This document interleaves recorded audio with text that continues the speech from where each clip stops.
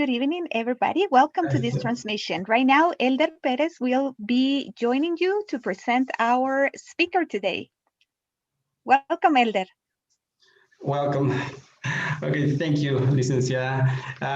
Welcome to TTS 2021, organized by Sección de Idiomas from Facultad de Humanidades USAC, the Embassy from the United States in Guatemala, and AGERE. My name is Elder Perez, and I'm glad to host this conference.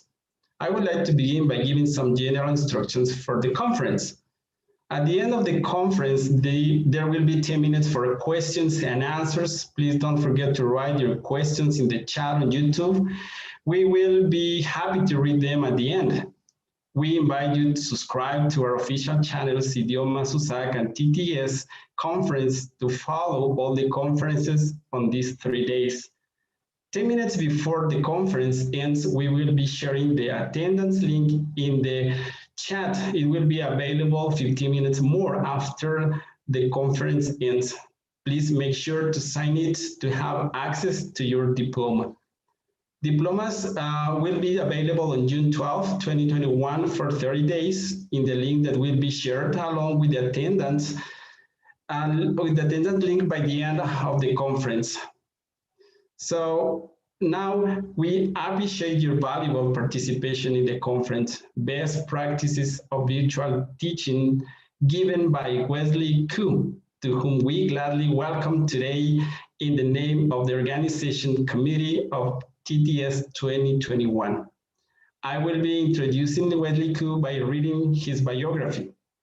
Teacher in the programs from the United States Embassy in Guatemala, certified by World Learning with the TAG, SEED, BP, TESOL, and ITOT. Currently studying the last semester of Licenciatura en Pedagogía y Administración Educativa. 6 years of experience in the teaching and coaching field. Let's welcome Wesley Koo for this interesting conference. Thank you so much for the welcoming, Elder. It's a pleasure for me to be here, and I'm really glad to share my experience and also share a little bit of what I know with all of you. So I'll be really glad to start, right, with the presentation of today. And let's start with the topic.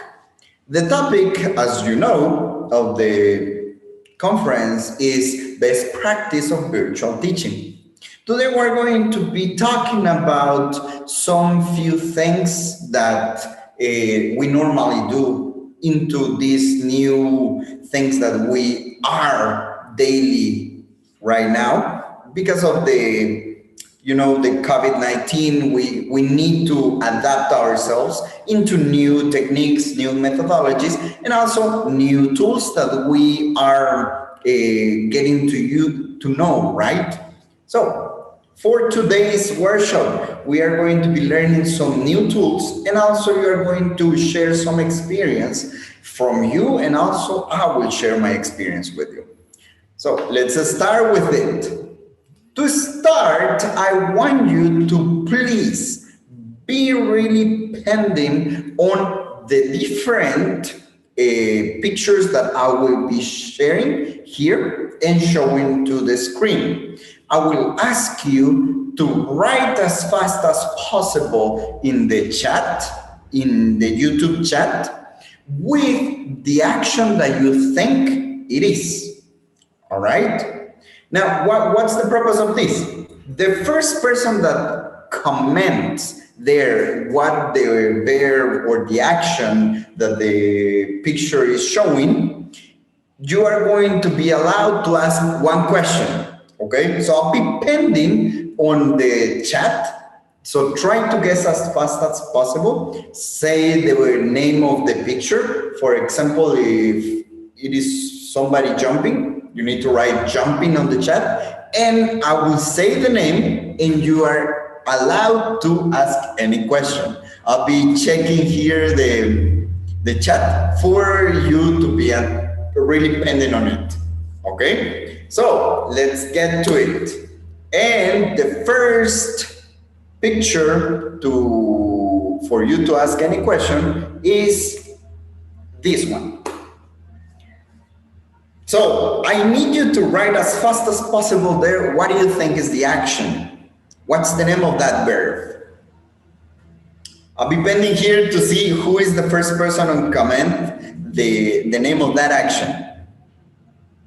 So let's see. You can ask any question about anything from me, directly to me, right? It can be about personal question, or it can be a personal, whatever question that you want to ask me directly. All right, perfect. So I see the first one that was Maria de Los Angeles. So Maria de Los Angeles, great job. You wrote the correct answer there. So I would like to write down the question that you have, any question directly to me, how old I am, where am I from, anything that you want to ask directly to me.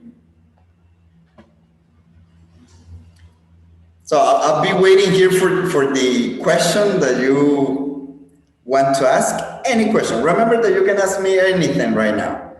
Here, the objective is for you to pretty much interact with me directly, and also for you to observe that you can do these kind of activities with your students. It's not really traditional to do it. It requires a little bit of more time, but it really enhances the participation of them. So let's see. Maria de Los Angeles, would you rather speak, write, read, or listen to English? That's a really good question. I would rather speak it, I believe. I'll believe speak. I prefer there speak. All right, perfect. Now, let's move to the next picture. And this is the picture. Let's see. Who will be the first person on answering what's the name of that action? Let's see. Try to write down as fast as possible there in the comments the name of that action. Perfect, yes.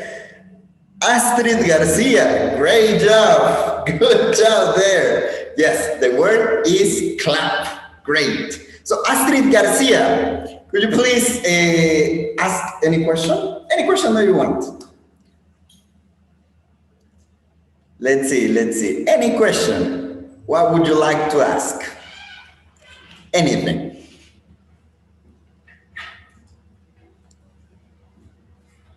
Let's see.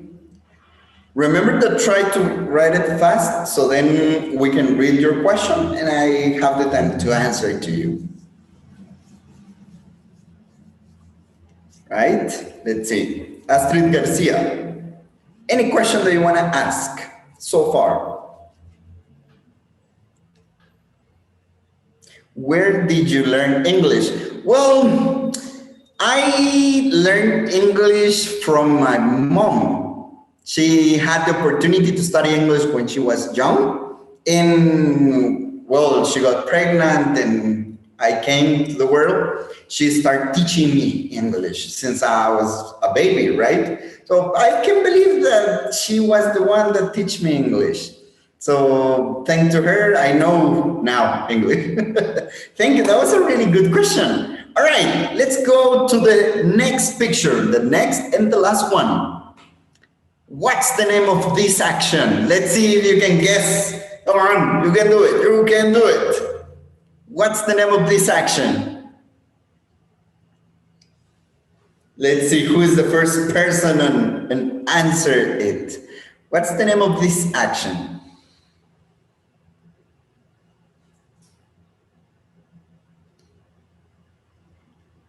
Smile. No, it's not a smile. All right, perfect. Yes, laugh. Erika Maribel Solares, you are the first one on saying that it was laugh. Great job. Good job there. So, Erika, you can ask any question. Any question that you want to ask to me. Great job. Great job. Any question? Let's see what questions are you going to throw to me today. Let's see, Erika, what question do you have?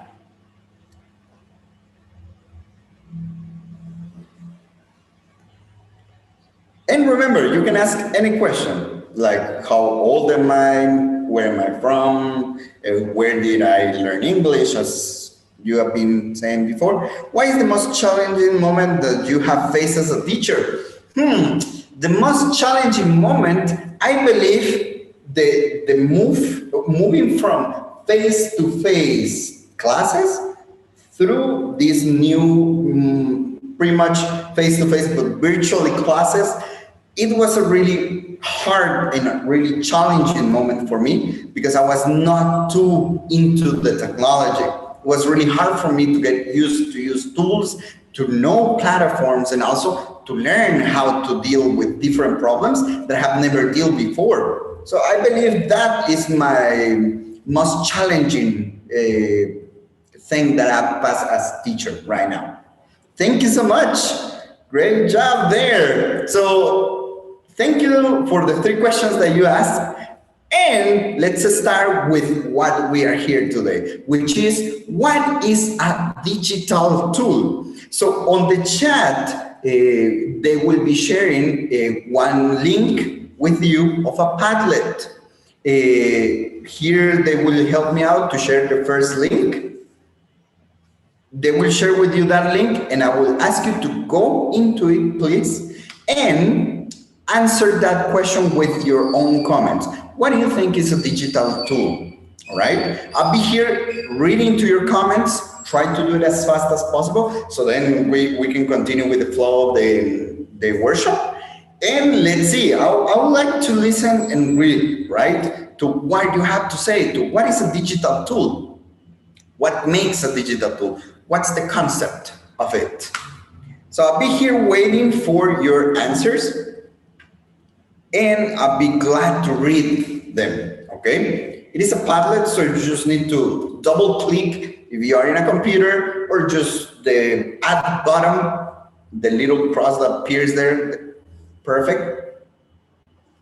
Write down your answer and that's pretty much it.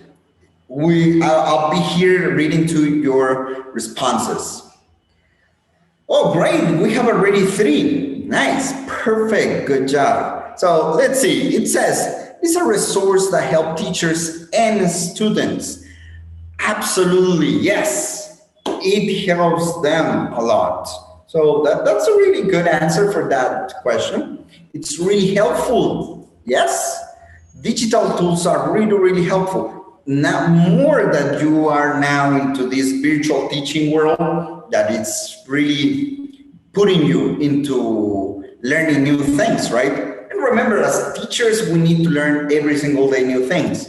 And this is more than a challenge for us to keep the engaging of the students and to keep with technology also. Great. So let's see. Oh, we have here another answer that says it's a resource. It's a resource that is very helpful and kids loves it. Absolutely, yes. I believe that the students that are really enjoying all of this and really loving the digital tools are the kids, because there are a lot of tools, there are a lot of pages that you can find that helps them, and also with a lot of videos and a lot of pictures that helps them to learn the language, right? It's a resource for online teaching. Yes, it helps us a lot now more than ever to give us like more advantages and to try to keep that engagement that we have through the normal classes, right? Great. Let's see, we have many others that says it's a resource that allows us to work with technology. Yes, absolutely. Helps a lot right now. So great, thank you so much for your comments. Also, there you will find a like button that you can click on it if you like any other comment from your classmates, right? So for you also to read it and to keep it there, you have another ways of perspectives into the same question. Great. So I have here two concepts for you to have it like in one that says software, programs, applications, platforms, and online or offline resources that can be used with computers, mobile devices, or other digital devices, and which incorporate text, audio, and visual stimuli. All right. So this is really important. Pretty much everything that has those characteristics, or those are the ones that we are going to use as digital tools. But also I have this other one that says teaching and learning platforms and software with embedded audios, videos, images, and texts that are used via computers or smartphones. Remember that nowadays we use a lot of our cell phone. Our smartphones now became our new computer, a computer that you can carry on with to whatever place that you are going. And remember that the students need to have these devices that help them into the learning process. And we need to keep them really focused on the main purpose, which is learning, right?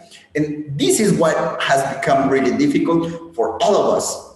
Because so far we use the cell phone, or we have used the cell phone for other purposes, not exactly just for learning, but also to keep entertain people, to look into our Facebook pages, to look to Instagram, to keep busy in other things, but not educational. And that's something that we need to start training in, pretty much fostering into the students that also this device can be used to learn. Remember that they need to have discipline in order to understand and also to learn, right? Into these different devices that we use to do other things. Now, having that clear, this comes from the IGI Global Dictionary.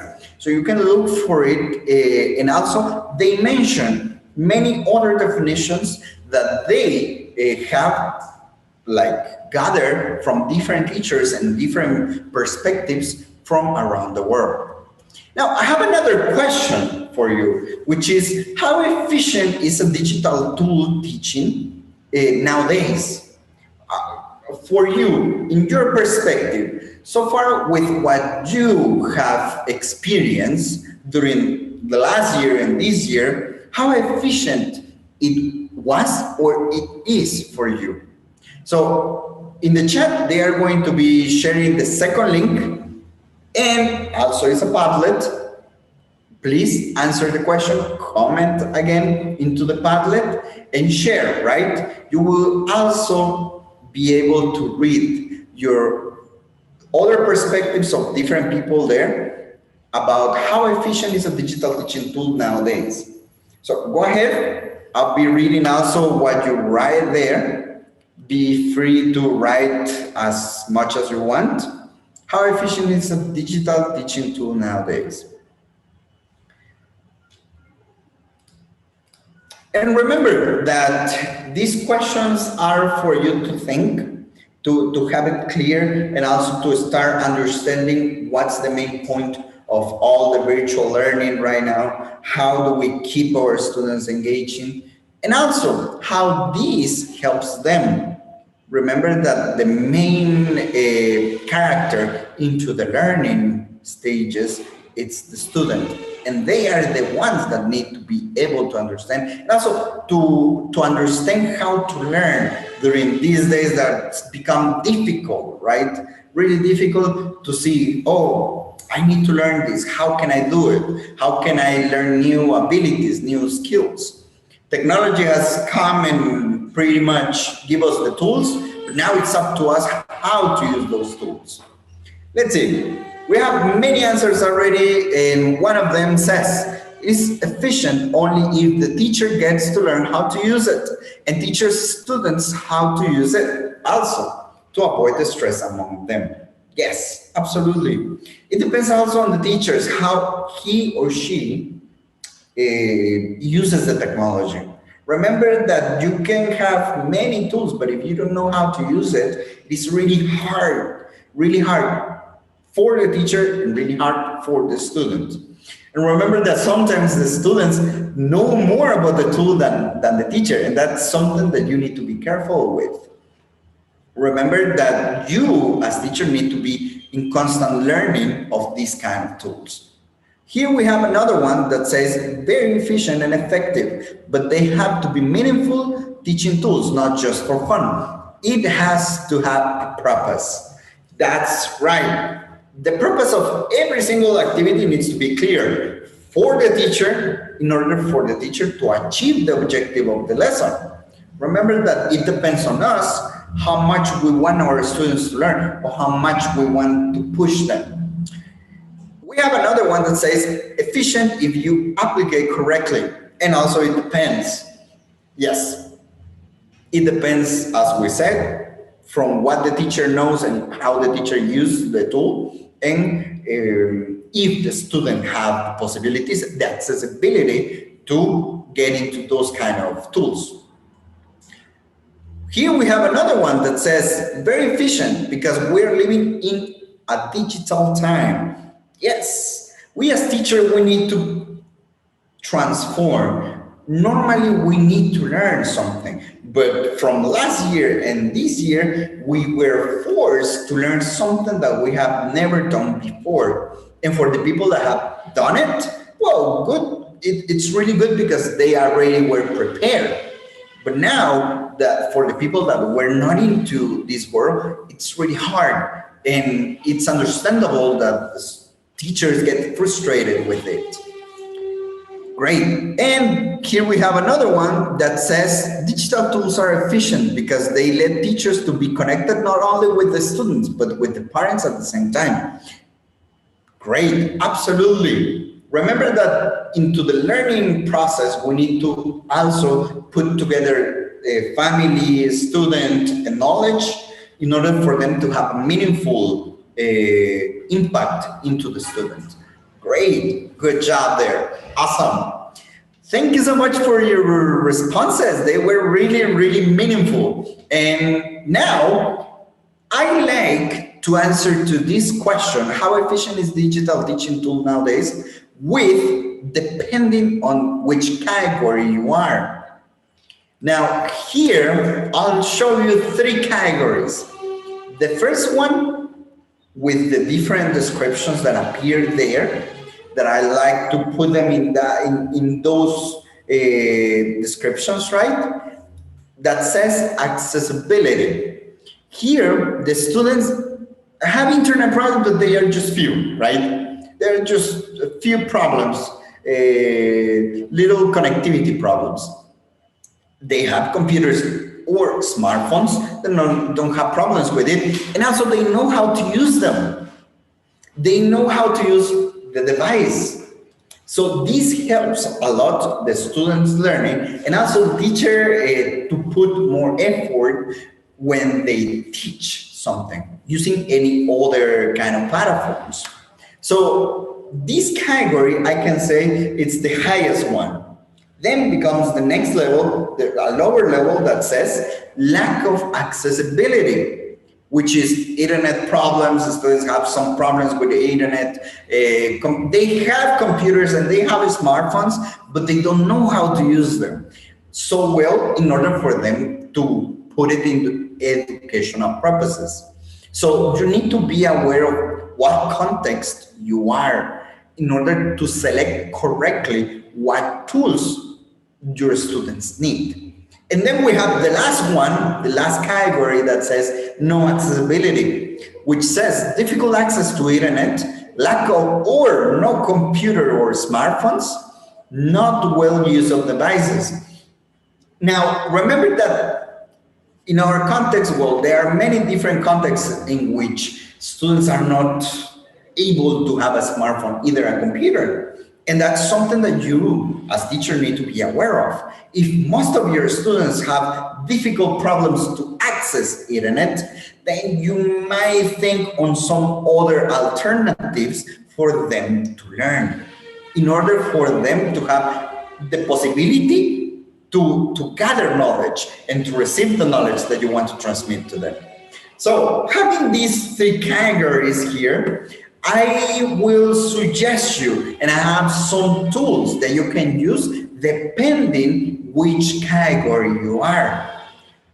You can use all of them. And in my opinion, you should check at least two of them in order to have new tools for your students. But remember, you need to know your context.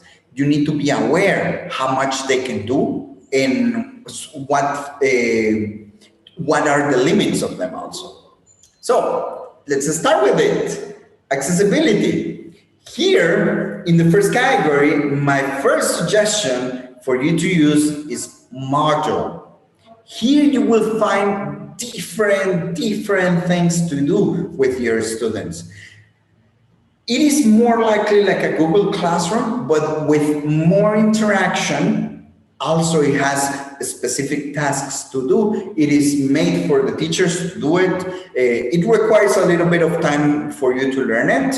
It's a little bit hard, but with time and with dedication, I believe you will be able to manage it and also to share it with your students to do different tasks. This is my first suggestion and the best I can say for you if you don't have students that have problems with internet. They have the best internet in the world, so you can use this tool. It is really awesome how far you can go and also how much they can learn into this platform. Another one is Edmodo. I don't know if you have heard from it, but it looks like Facebook. It is a Facebook dedicated to education. Here, any student can create a profile just like Facebook, and you are able to post things, share documents, share different groups, and also you can create your own class and you can start chatting with them. So it's just like Facebook, it's for you to share, to communicate, but with the purpose of educational. Once they have that purpose clear and you are able to do quizzes, you are able to do interviews, and also you are able to share videos with them for them to check them later, you will find out that this platform is really helpful for you to have a direct communication with them and to have like a social communication with them. Now, the last tool that I will recommend here is live worksheets. This web page helps you a lot. You can create your own worksheets and you can share it in real time for them to do it. They are able to do any test. You can also create tests here, and it helps you to grade it. You just put the correct answers and different stuff. It gives you different types of series, also different types of items to use. So you should check this out because live worksheet helps a lot the teacher in order for them to not push the students to have normal worksheets, tests, and different kind of these things, right? So like worksheet is really helpful for the teacher and for the students. Then we have the next category, the one that was in the middle, that was lack of accessibility. Now, here, knowing that our students have some kind of problems with internet and they pretty much don't know a lot about how to use the device, you can use Google Classroom. Google Classroom really helps you a lot into the fact that it is simple, it doesn't require a lot of internet, and also they can upload and you can check as teacher any single thing that they have, task, test, any quiz that you want to put there. And also it is connected with the different applications or apps that has Google, right? From Google Drive, Google Photos, Forms. So Google Classroom is a really good place for those who has not really good internet, but they are able to do some stuff. Then, as a second place here, we have games to learn English. In this page, you will find different games, interactive games that you normally will do with your students in face-to-face classes, right?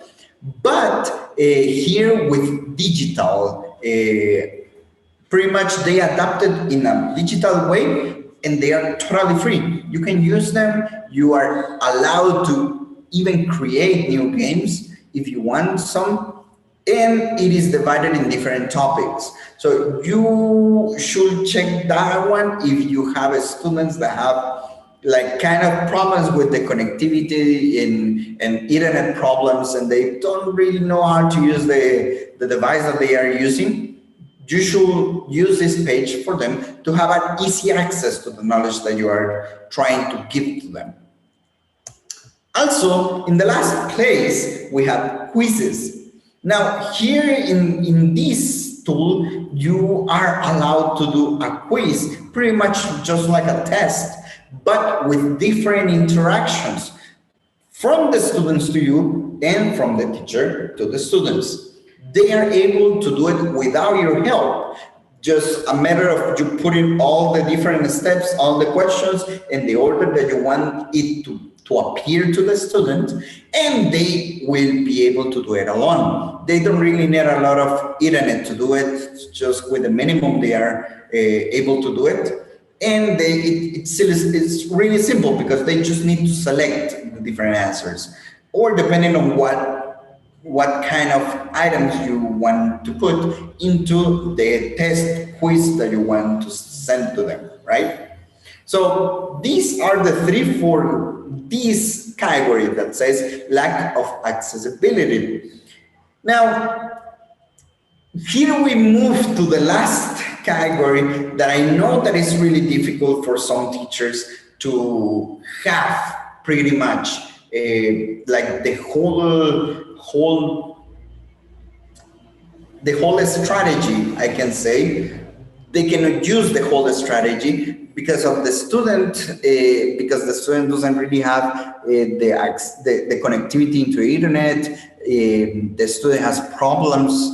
The student has different things that really hinders his learning into the spiritual thing. So for those kind of students, here we have education.com. Now here you can find different worksheets that students can print, or either you can print and send to them that are from different topics. You can even create yours. And it is really helpful because it gives you already the templates. You don't really have to do a lot. It helps you a lot into the topic of putting all the templates together and having it in order for the student to have it easy. For those kind of students, remember that the best options that we have, it's either printed or just send a link where they can access in whatever moment, right? And it doesn't really require a lot. It's just for you, if you send the link, they do it. They either download the worksheet, they do it, and that's pretty much it, and they send it back. So it's not a lot of deal. It's really simple, and the student doesn't really have to do a lot. It will feel like they are in a real class. Now, as a second tool here, we have ESL games. In this platform, you will find different games for the students, and the students will find it really easy to play with them. Pretty much all the games are designed for your students to have it easy. It kind of seems that it's for little kids, but also you can adapt those games for your purposes and also for the purposes that you want to achieve in the future. Students here, they can learn in a really good path how to structure well a sentence, how to create a sentence, what are the correct words depending on what context. And you have many options there for your students to do it. It doesn't require a lot. just require a little bit of dedication of doing the games, and also for the students to apply them, right? And to do it. Now, for the really last part of this category, I'll say Duolingo, it's a really good option, but remember that they need to have a device. It is really simple to manage because you just enter into the app and just select the language, and that's pretty much it. That you start learning, and that's pretty much the application function. But remember that they need to have internet. It's not that they need to have a whole 5G internet, but it requires a little bit of it. So that's why I put it in the third place, because probably some students will be able to do it, but some others probably not, either because they don't have a device to do it, or because they don't have the internet connection to do it. So just for you to take in consideration that part, and to make sure that your students are really able to do it. They have the resources to do the different activities or tasks that are into Duolingo. Now, here I have an extra one for you that I will really recommend you to use, because it's really awesome to see how students feel this new innovation from the teacher, I can say. The teacher, remember, that is the one that will set the environment for the class. And for this, I'll recommend you the word wall. Now, into this page, you will feel that it's quite a mess, it's kind of difficult, but after a while, after researching and exploring the page, you will find that it is really great to have activities for your students that are not normal. I can say, not in the traditional way, right? Not just like being here in front and answering questions and saying, okay, what do you have any question about this topic, or any stuff like this. You can do games, you can do quizzes, meanwhile you are teaching, and to make it really interactive with your students. Remember that for the ones that are teaching face-to-face in a virtual way, this digital tool helps you a lot. You can show videos, you can do quizzes at the moment that you are just having a conversation with them, and they are able to do it so quick and so fast that they won't even feel it. So for you to have this tool, I would recommend you to take some time, dedicate some time to the web page. It's really good, really great to see all what you can do here. Most of the things that teachers use this platform for, it's to make the topics interactive. Just instead of putting a topic and put it the concept, you can make them click on it, you can make them have a really interaction either among them or with you there, answering to some questions, watching a video in the moment there that you are just like this, right? Face to face in a virtual way. So it's a really good tool that you may want to look at, and please try to use at least one of them. They are really great tools that helps you achieve different objectives that you might want to achieve at the end of the bimester, the trimester, or the year, right? And more now that we are into this virtual area, digital form, right? And for it, I would like for you to share any experience about your students and digital tools. How hard has it been for your students to use the tools that you have given to them? Either Zoom, Google Meet, Google Classroom, or any other that you normally use.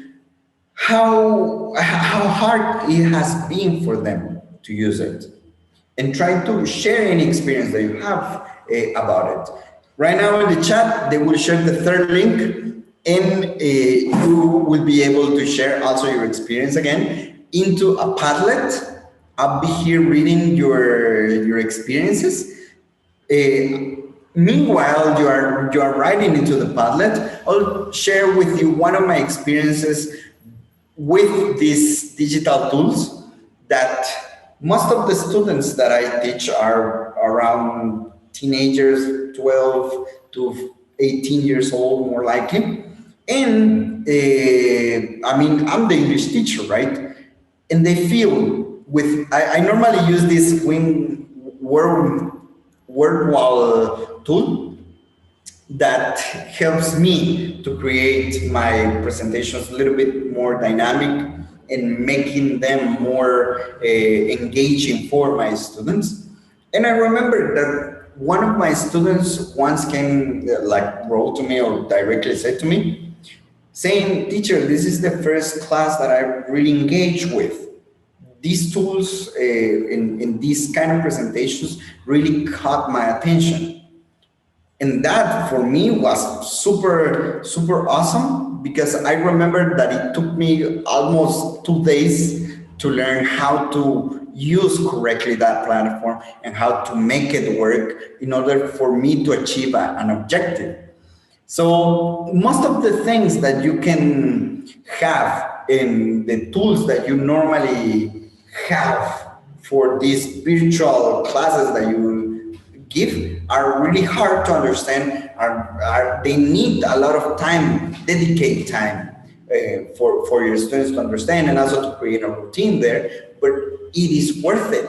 Remember that most of the time, we as teachers, we forget that the students are also in front of a computer for a really long period of time.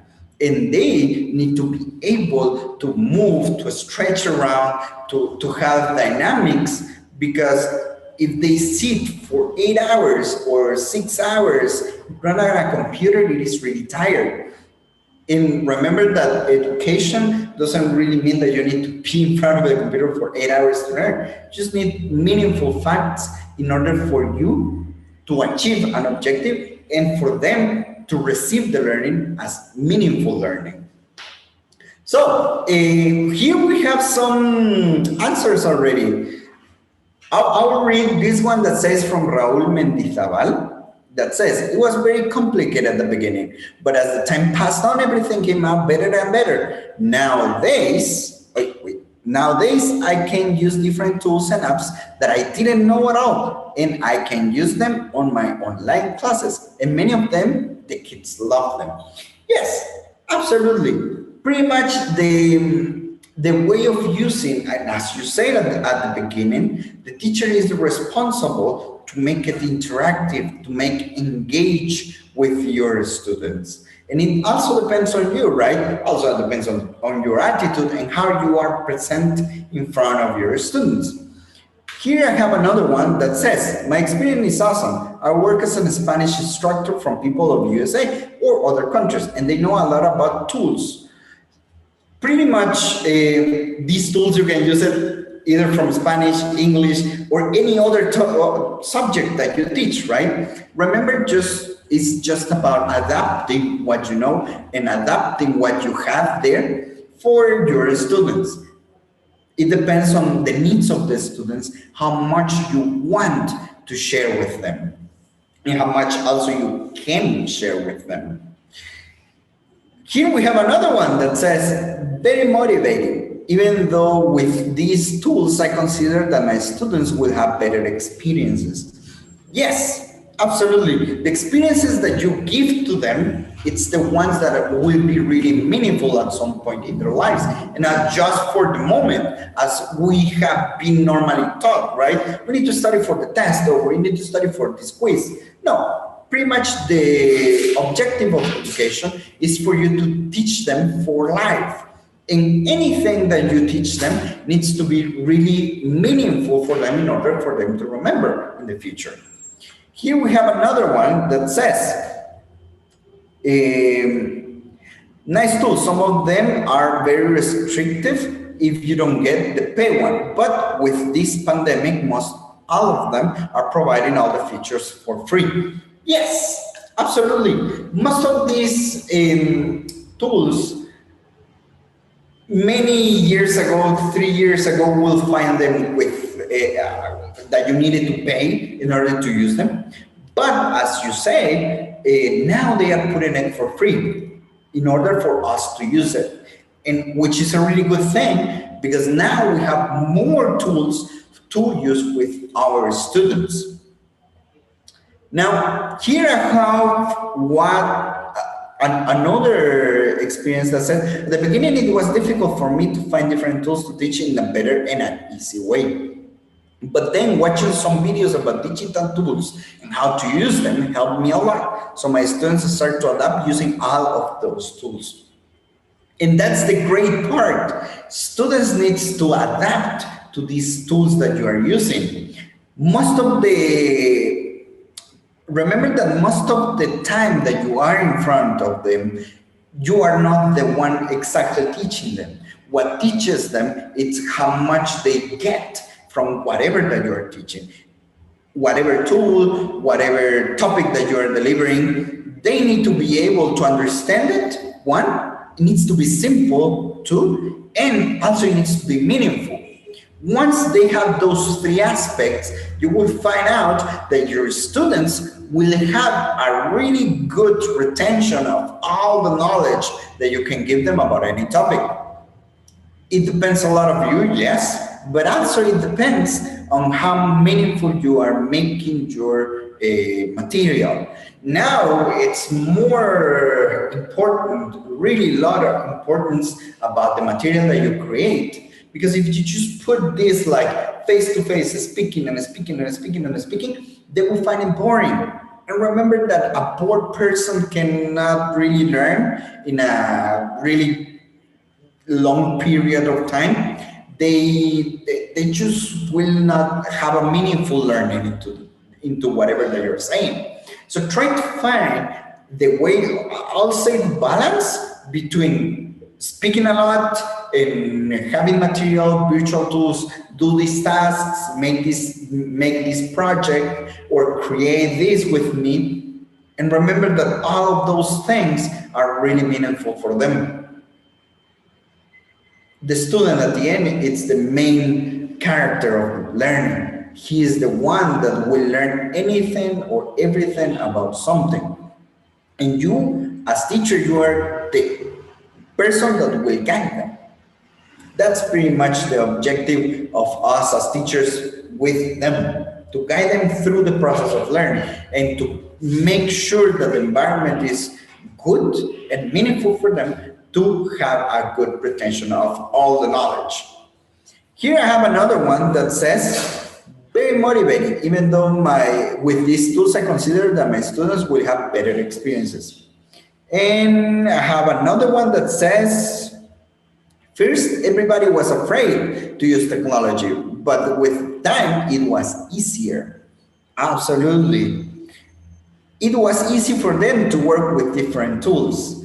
Yes, and that's something that we will find most of the times. And so far we know, right? Students become better into all the digital tools because they are so exposed to use smartphones, to use computers, to have access to internet. And that's pretty much why they know a lot of them. And it's easy for them to use any. Now, it depends on us to keep that path and to keep that track for us to not be behind, right? For us to pretty much give something really, really meaningful for our students. Great, great. So thank you so much. Thank you so much for this. Oh, I have another one that's really, really important. It says parents were afraid. I have good experiences using Kahoot, Padlet, Pictrails, Google Forms. And yes, parents were afraid. That's something that you will find also so common because parents, remember, they are not into the teaching field, or for the ones that are in the teaching field probably will understand it. But for the ones that are not, they will feel like, why is it too many pages open? Why is it too many things that we have to do? Why is it too many tools? And they will feel frustrated. Remember that it requires time, and also it just a matter of patience of being with the student, guiding them, and also explaining a little bit teachers or to the parents, sorry, and how to use them. So it requires a little bit of dedication also from you to have the time to do it, even though we have a lot of work to do, right? But once they understand it, you will see the difference that the students that will start learning better, will start using the tool in a better way, in a better manner. So great, those are really, really awesome answers. I really appreciate those answers. And for you to remember, here are three specific tips that I want you to consider for whenever you need to use a tool. The first one, which is the most important one, know your context. Remember that not all your students will have all the tools, all the resources, and it depends on you knowing how far they can get or what limits they have in order to have a meaningful learning. So try to know your context in order for you to select the correct tools for them. Then we have invest time in learning digital tools.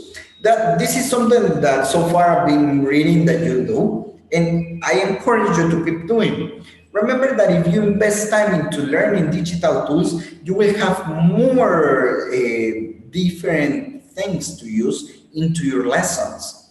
And it depends on you on how to use them. The more you know, the better. But remember that it needs to be meaningful. It needs to be really, really meaningful, not just for you, but also for your students. And the third one, and I believe this, we all have seen at least one teacher doing this, that says, don't overuse a tool. Don't overflow the students with a lot of homework, with a lot of things to do. If we talk about specific the course of English or any other subject, try to keep it the less possible outside, right? Yes, they need to rehearsal either grammar, they need to rehearsal either the vocabulary, the writing area, the reading area, the comprehension area. But remember, they need to be in a balance with what they do inside of the lesson with what they do outside of the lesson. It needs to be like half, I can say, in order for the student to not feel frustrated that it is a lot, and that they will get to the point where they will say, I quit from this, I won't do any other homework from this subject, or da-da-da, da-da-da, da-da-da. And they will start complaining about it. So try to find these three that are really important tips for you to keep it really, really well and balanced into your lessons with the meaningful area that the student can have inside of the classes. Try to use these three. Know your context, invest time in learning digital tools, and also don't overuse a tool. Don't use it too much. Try to make it different, try to do it better, try to make it interesting for your students. Even though it's quite hard, it requires more time, try to do it. It's worth it for them. And I have a question for you after all of this that says, what will help you in your next lessons? From everything we just discussed, you shared, what you will take, what will be the thing that you say, I will do this for my next class, and I know this for my next class, I know this will be better, I know this will help me a lot. What will be that thing? From this workshop, what are the things that you think? So they are going to be sharing with you again in the chat the fourth link for you to write down your answers there in a Padlet. So please share your experience there with what will be the thing that you will do for your next lesson. And I'll be here reading all of those comments. And for you to know also, most of the tools that we share here with you are tools that are free, one, easy to use, and also I can say that it is really meaningful to use inside of the classes. The students will be relieved when you use these kind of tools for them to have better and different dynamic inside of the lessons. They will feel that you are doing an effort. And I know that we do all an effort making these classes, virtual classes and stuff. But remember that if we innovate into the different digital tools and different tools that we normally use, they will be really glad to see and to observe that we are making it better. So please make there your comments. I'll be here reading to your comments. Make sure you write all your comments there. And remember that these Padlets will be open for you, and you can go back to them, read the different opinions from your different class. Well, in this case, participants, right? Different participants that you have here with us today. Please feel free to go back to them and to try to remember all of the tools that we share with you and how meaningful they are. So here I have one that says, I'll try to use Edmodo. I believe my students will have fun using it.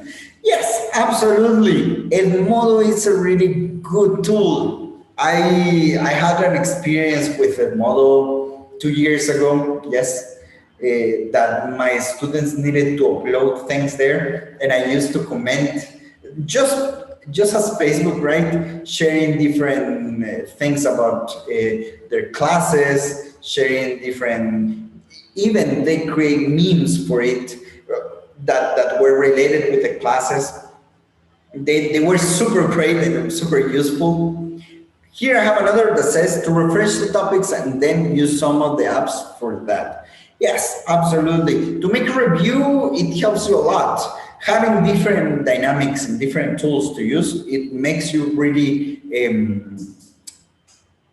to have meaningful topic for the students into the moment, into the lessons.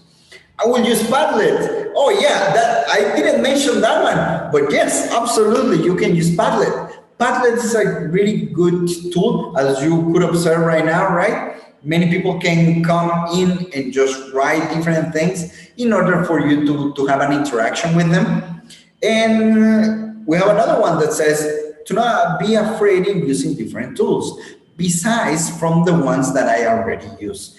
Exactly. Remember that the moment that you force yourself to learn another thing, you're getting out of your comfort zone. And that is the best moment for you to learn. Fear will always be your best enemy and worst enemy at the same time, because it will push you to learn, but also will make you feel that you are not able to do it, you're not capable to do it. But remember that we as teachers are capable of doing anything. That's why we're teachers. We have the superpower of learning. And learning, it's one of the most beautiful powers that we can have. We learn things, and also we transmit those things that we know, the knowledge that we have. Here I have another one that says, of course, all the advice, and for sure the last 3 advice, I have to have them in my mind all the time, to teach in a meaningful way. Absolutely. Having those 3 tips at the end, believe me that it helps you a lot to understand why my students are not talking, or why my students are not connecting, or why my students are not really understanding the topics, right? It really is useful. It's useful for them and also meaningful for them. And here I have another one. I think Padlet work in my class. I will try it. Sure, why not? Padlet, you see, you experience it today. It's really easy to use. And also, it's not too hard to make your students use it. Here I have another one that says, I'll gather information regarding the tools I will use. Then I will practice as many times as I can to provide excellent content to my students. Yes, good job there. Remember that the practice makes the master, and nobody gets to be a master unless you try it, and unless you do it and fail and do it again and fail again and do it again until you don't get to be a master to whatever thing that you want to try on. Perfect, great job. Invest time in learning digital tools. Absolutely. Remember that we have to have a time for us as teachers too. And wouldn't be better if we do it into investing our time to learn new things. Here I have another one that says, I'm not teaching at the moment, but I'm studying to become a teacher, and I really find these workshops very helpful to be prepared and to do my best.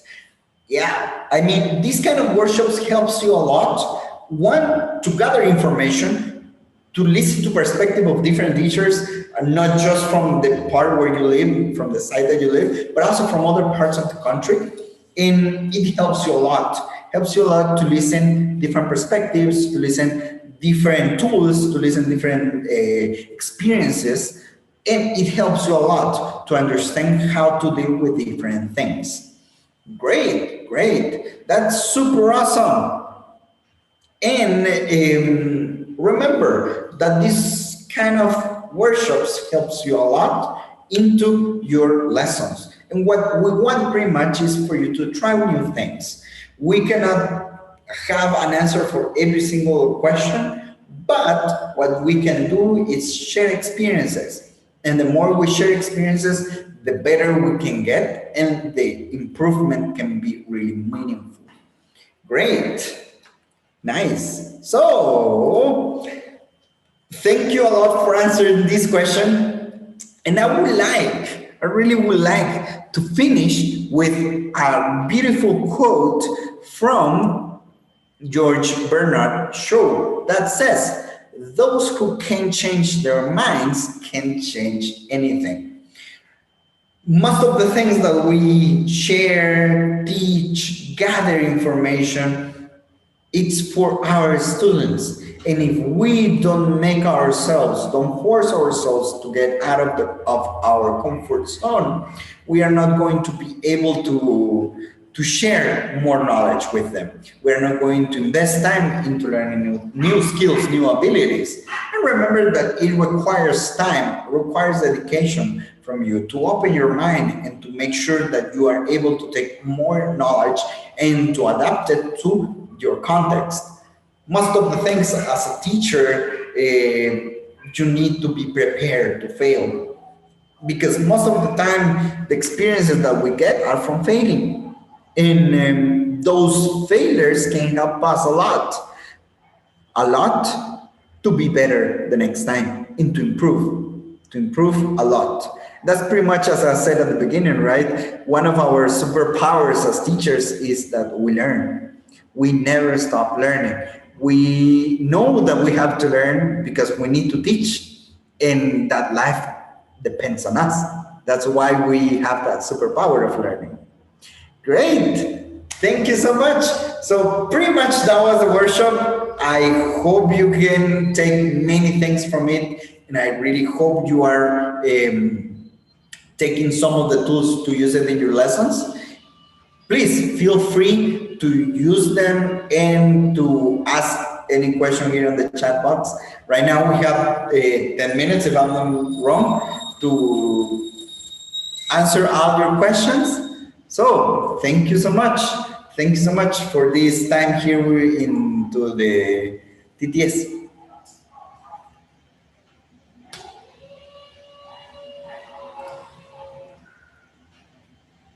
Oh, thank you, Wesley Q, for the valuable information provided to all of us, to all of the participants throughout the conference. It was a great information. I hope everybody has learned a lot about it from you. I'm going to read the question that the audience sent through the YouTube chat. I have a couple of questions here. Yes, let me, okay. I have one here. Okay, let me find it.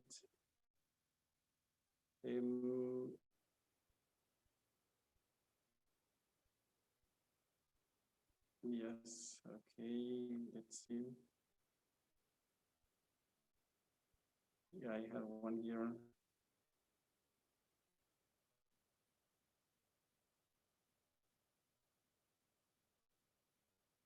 Yes, okay. I think that everything was clear. There were no questions. Sure. So, I mean, it's good if they don't have questions either, right? Oh yeah, there is one here. How digital tools impact our students' learning process? Yes, how digital tools impact, yeah, our students' learning process. Well, that's a really good question. It really impacts our students in a really meaningful way. Well, also, as most of them were saying at the beginning, it depends pretty much on the teacher, how the teacher provides the tools, and as how the teacher helps the students to use the different tools. But pretty much, if the teacher is able and capable to use the tools correctly, the impact that we have into the students will be really great and will be really powerful for them to learn something. It helps them a lot when it is a matter of learning a new topic, having interactions among them, and it keeps them engaged. So into the learning process, it helps them to keep the flow of their learning.